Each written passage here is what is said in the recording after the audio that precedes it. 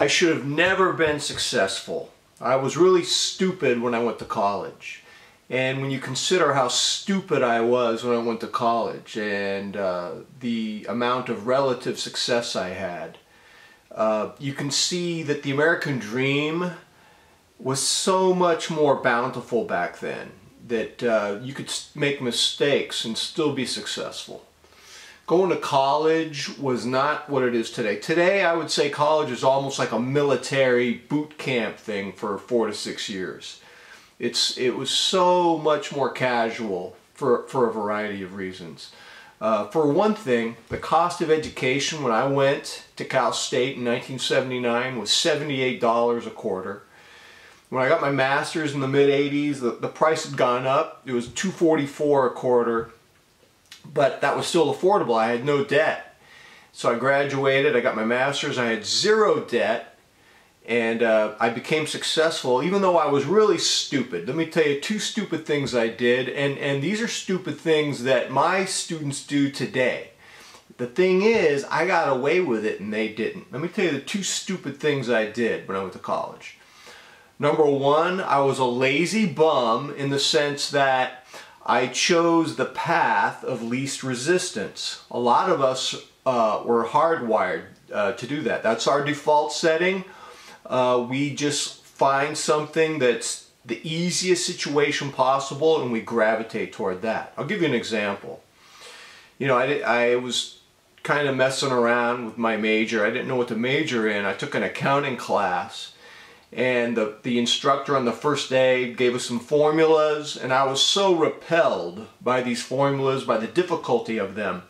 I was so overcome by my impatience with the difficulty of it that during the break I walked out of class, never went back, dropped that class. And you know what? When you do that, you kind of imprison yourself. You cut off possibilities. I wish I had a stronger work ethic at that time of my life. I really do. Choosing the path of least resistance makes you less competitive and it reduces your options and it just makes you a weaker human being. It makes you a weaker human being. The second stupid thing I did, and I can't believe I got away with this, and my students won't get away with this now, and it's related to the first stupid thing. There's a fallacy a lot of us have. It's called everything will fall into place. The everything falls into place fallacy is when you assume that if you just follow society's script, everything will just work out. So, you know, go to college, do a reasonably good job, and everything will work out. Well, for me it did, but I was just lucky, man. In the 1980s, after I got my master's, I wasn't working. I mean, I was working in a wine store, stocking the back room and ringing up people at the register. But I had friends who I went to school with, Mike Alzaldi Jr. and his sister Liz Alzaldi. And their dad, Mike Alzaldi Sr., you know, they lived on my street. He was the Dean of Humanities at Merritt College in the mid-1980s, and he encouraged me to go to work, and he printed me out a community college credential. And then in the 90s, you know, I was a lecturer at Cal State, not going anywhere. It was a non-tenure track position, and 2 men that I met from Affirmative Action EOPS, Lee Adams and Will Moten, they were my friends, and they bestowed upon me the Teacher of the Year award in the mid-1990s, and after I got that Teacher of the Year award, I got job offers for tenure track all over the country, and I ended up getting a job here in Southern California 23 years ago. So I got super lucky. I was super stupid in college, and my students can't get away with that today. You can't assume stuff. So what do you have to do today? It's so much more brutal now. You have to know the market now.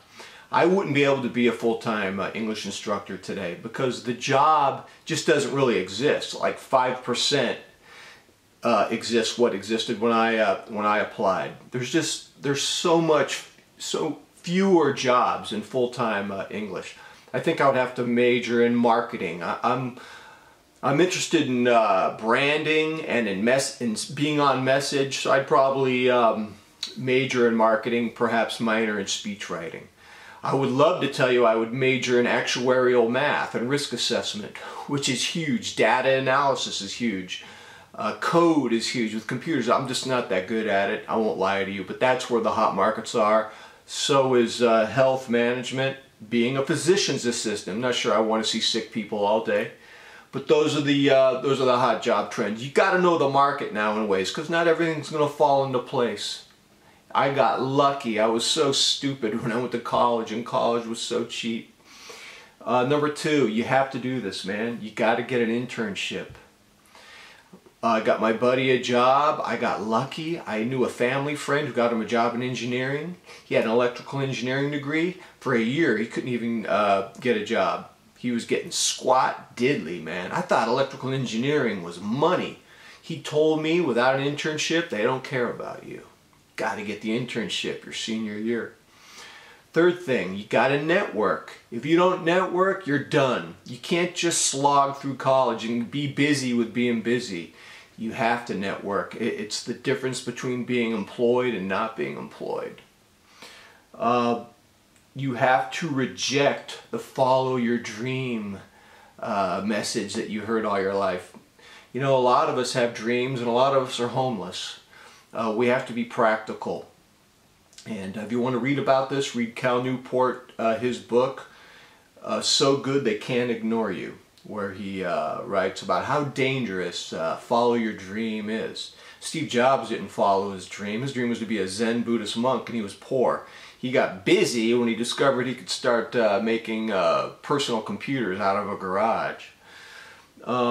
Develop a craftsman mindset. This is another idea from Cal Newport in the same book, where you have to make your skill exceptional through the discipline of being able to work through long chunks of time with undiluted, well-focused attention.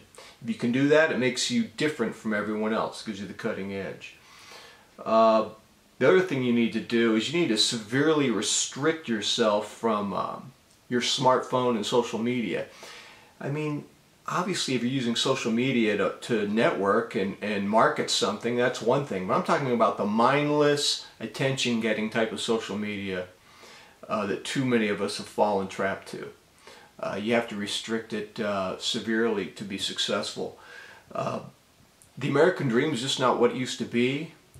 You really have to approach college almost like it's a military boot camp situation. That's the way I would have to say it.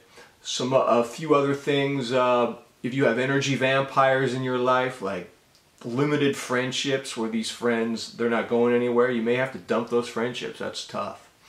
So I got lucky. I can't assume my students will get lucky. I hope they would not assume that everything will fall into place. And I would hope they would not choose the path to least resistance. But it's tough. It's easier said than done. I'll try to develop some of these ideas further. And until next time, I'm out.